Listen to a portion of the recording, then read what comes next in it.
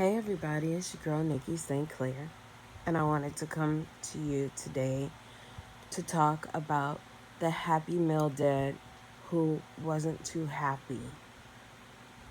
Now, there is a viral video of a gentleman who is someone's baby's father.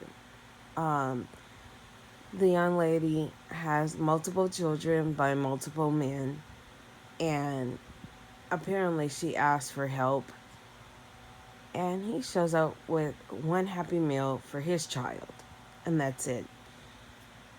Now the kicker to me is that the fact that she says she didn't get her food stamps until the 11th. And for those who eat McDonald's, I don't anymore. I haven't in years because it actually stinks to me. But for those who eat or have eaten McDonald's in the past, we all know that that Happy Meal won't last 11 minutes. It won't stay hot 11 seconds. However, I feel like he showed up with the Happy Meal to be petty. And it's like, I'm going to take care of me and mine. Now, in my opinion, he could have picked his child up, went and got him a Happy Meal, sat in McDonald's, talked to him, asked him how he was doing, has he been doing his homework, how's he feeling, what's been going on. And he could have made it a visit and then brought his child home and not be hungry. And who's to say the man didn't have any money to feed everybody? But if you know, like I know, the average Happy Meal is going to run you maybe about $6, $7. And with that $6 or $7, I think that, you could have easily bought a big pack of top ramen noodles, um, or a pack of bologna and some bread, or some sort of instant oatmeal, or instant pancake mix with, just add water and some syrup or something like that. But no, he did it to be petty. He is not happy. And I wanted to talk to the women out there who choose these men who are not happy inside. They are already angry and resentful, and we want to try to fix them. We think it's attractive when a man is not happy inside because we equate that with someone being macho or an A type or someone who doesn't take much stuff. So we think that that is an alpha male and it's a turn on to us. But a lot of times there are a lot of angry beta males out there. Because a man is angry does not make him alpha. An alpha man is a natural born leader who makes great executive or business decisions for the whole situation. Someone who is going to uh, uplift not only himself, but the whole situation. And, my whole thing is when you get with these men who are angry, yeah, okay, great. They give you good, rough sex, or they talk to you crazy because they don't take no mess, but a lot of times they are resentful. Things have happened to them. They've had a lot of childhood trauma. They've gotten in trouble. They've been to youth authority, YA. Things have happened to them in there. They grew up with an abusive single mother who's frustrated, or abusive stepfather. They were bullied. All kind of things have happened to a lot of these men because you have had to went through something to not get a haircut and sag your pants low and look like you don't have anywhere to be at. Look like you don't even have a job to go to. You have to really really be disappointed with yourself and disappointed with your life to even carry such an attitude, a hateful attitude, to where, I know a lot of people and races that would have treated a dog better than that man treated his child's mother or the innocent children. Now, in my opinion, when she called, she already knew what she was dealing with. And a lot of times, women, they think they got game and they use their children to bait the new man in. And maybe something in him told him he's not going to do it anymore. He won't be baited in.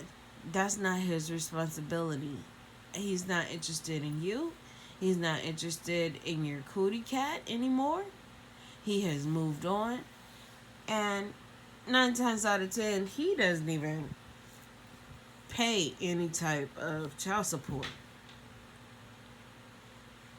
9 times out of 10, because you know what the argument would have been? Well, what about the child support I gave you at the beginning of the month? He wouldn't even shown up.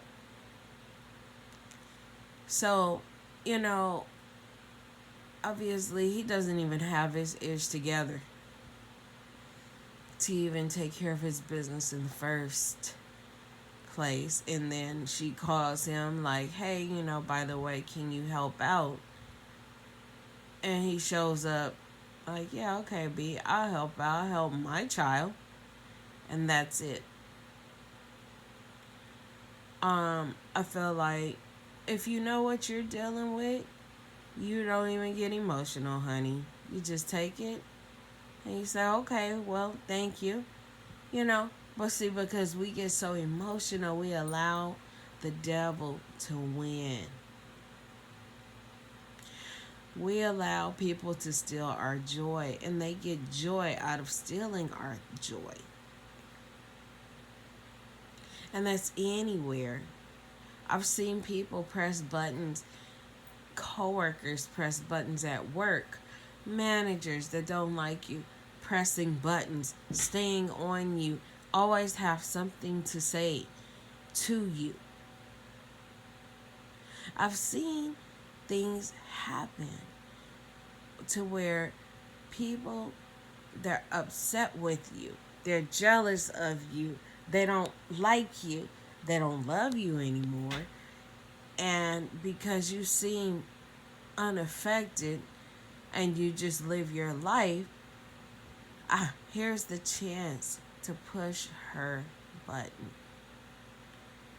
Now, it ain't no telling what this emotional woman has said about him, or this emotional woman has said about him behind his back that he may have heard.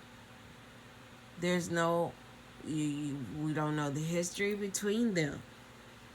But for her to have to put her pride down and reach out and call him and let him know, hey, the kids don't have anything to eat, and I don't get my stamps or my EBT until the 11th. And for him to take the time to go through and get one Happy Meal and show up, showed her what he thinks not only about her, but what he thinks about his own child. Now I have another video called Weekend Dick, Weekend Dad. And my theory is that man is going to love the child just as he loves the mother of the child. And I feel like eventually when the child starts to grow with that mother, and the mother is raising the child becomes more like the mother instead of the father. And if the father does not like you anymore, he's not going to like that child anymore. You know, even people throw bread to pigeons. You know, they sprinkle fish food in the aquarium and not just one flake. You know, and you got to have some major hate in your heart for her, and you to just go through the motions to even fix her and play these mind games. Now,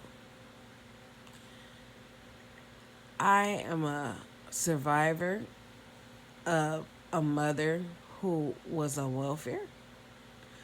So I've had the great value pack of French fries for $1 in a white plain bag, and a tuna sandwich, and some Kool-Aid, and I was satisfied. I've been the girl who made me a cup of noodle soup and got me an orange and went to bed. You know, the price of rice don't cost nothing but a few dollars. And you'd be surprised what rice, butter, and a little bit of seasoning can do. You know, I've been a spam girl. You know, fried bologna sandwich eating, Weber's bread eating child with some Miracle Whip. So I know how to survive these things. And in my opinion,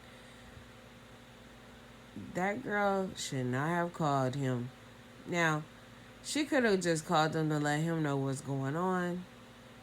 And when he showed up with Happy Meals, she could have said, hey, okay, thank you. And not even allowed him to steal her joy. Not even allowed him to press her button. Maybe have her emotions on the other side of the door spew once she closed the door. And that's it.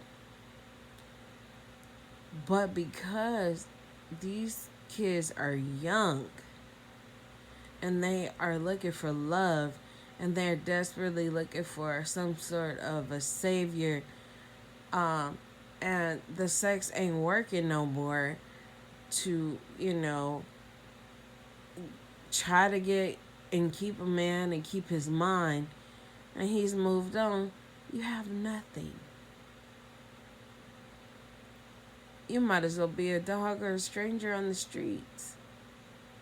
Because I blame the culture, I blame the music, I blame the food that we eat. It's unhealthy. I blame social media. It has made a lot of us become narcissistic.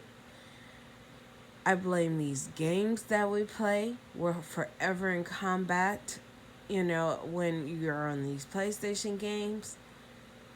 And I blame the fact that, you know, people are frustrated. They had EBT, they had an extra $600, life was good, and now they have nothing. And you have to get out there and work for yours. And who's to say that this individual may have a pill habit, may have a chemical imbalance, may have diabetes where his sugar is off. He could be in any type of condition, and so could she. It's not uncommon to have some things that are undiagnosed, like a chemical imbalance, to where you're bipolar, you know, and you're angry or you're sad. And you self-medicate with drugs and sex. And when drugs and sex are not involved in a situation, you don't know how to react or respond. So, I'm saying all of this to say, choose your mates. Choose your mates carefully, y'all. I know a lot of men, nice men, good paying job. They want ratchet girls. You know why? Because their mama was a crackhead and they want to save their mama over and over and over again. In their mind, they're saving their mama over and over and over again. So they go get these broken girls that are just ratchet and off the street. And vice versa. These women are looking for their daddy. These little girls are looking for their daddy. Their daddy done got locked up. Their daddy got multiple kids. And so they get them a man that's actually in the same boat that their dad is or was, whether they're outside of on the outside with us or behind bars. They get. I've heard men talk dirty and grimy on the phone to these type of girls, and they're in jail. They got like 6 to 8 years in jail, and they talking to them like they could just backhand them through the phone. I mean, and have a girl in emotional shambles. I just, girl, hang up the phone and get a life. But I feel like we all want to be accepted. We're all bound to something, and even if it's not unhealthy, we claim it as ours, and we are addicted. And it doesn't do anything for us. This low vibrational music, this basketball wives and P Valley watching, noodle and hot sauce eating, Happy Meal, but you ain't happy eating folks. And we're inflicting our very own children. We're inflicting our children with the sadness. They come home, they don't know who they're gonna come home to. Sometimes mama happy, sometimes mama sad, sometimes daddy's high, sometimes daddy's like, man, bro, and acting all like that and punching walls, and then you wonder why your kid has anger issues and goes to school and disrupt the teacher and the student. They don't even want to deal with them because they're imitating what they see at home. So I'm saying all of this to say, you guys, choose your people well. Choose your mates well. If they don't listen to what they're saying, if they can't even have a conversation with you, because most of your conversation was through DM and texting. You guys didn't even talk face to face and look at each other's expressions and excuse me. You don't even know what makes each other laugh or makes each other happy or got each other to the point where you are right now in life, because all you want to do is throw some dirty D and some dirty P and make a child. And I'm letting you know right now, with this Roe versus Wade situation, y'all gonna see more of this. And not only will you see more of this, you probably will hear about more incidents before children are carried to term. You probably are going to hear about setups and hits and all kind of things, because these men that y'all get with are not happy on the inside, and these women, they're out here looking for love and affection and attention. They don't even have to have love and affection, just some attention, just somebody to knock them upside the head every now and then. Be jealous of them, look at them from head to toe. No, you ain't going nowhere. What you doing? You so stupid. You a stupid bee, and all of this, because it's like, well, he cares because he called me this. and he's around. At least he come around and call me that. And it has really, really gotten to grimy level, y'all. And these kids are gonna be lost to the system, and they're going to be end up in homes. I've seen it to where black kids have ended up in homes of different nationalities, and one little girl had her hair shaved off because the lady didn't know how to comb 4C hair, and the lady had her man over every day assaulting that little girl every single day. The child was only 9 years old. And after her parent finally fought for her, they sent them kids home, effed up in the mind. They thought they had problems before. Now they have a bigger problem. And that man was not even supposed to be in or around the home. But, these women get out here, the races and nationalities and ages, at ages where they can't really keep up with this new breed of children, and they take them on because they see them as paychecks through the system, and they don't really watch them. I've had my nephew to be, he's autistic, he was only 6 or 7 years old. And the old lady's son, who was in his 30s, socked my nephew in the eye and gave him a black eye. And my autistic nephew didn't talk. He didn't even go to the bathroom by himself at that time. That man took out all his anger on my nephew and socked him in the eye and gave him a black eye. And that old lady was like, oh, he must have had an allergic reaction. Because I gave him all some peaches. And as the night progressed, that eye began to turn purple and close. So I'm saying all of that to say, we're dealing with, oh my God, it's so bad out here, y'all. It's horrible. And you guys have to protect your energy and your spirit, not only from the mates that you potentially may have an attraction for. You have to look into yourself and say, why am I attracted to these type of people? You need to better yourself and be around a better environment so that you can change your palate. You're talking to a girl who used to put sugar and butter on her rice.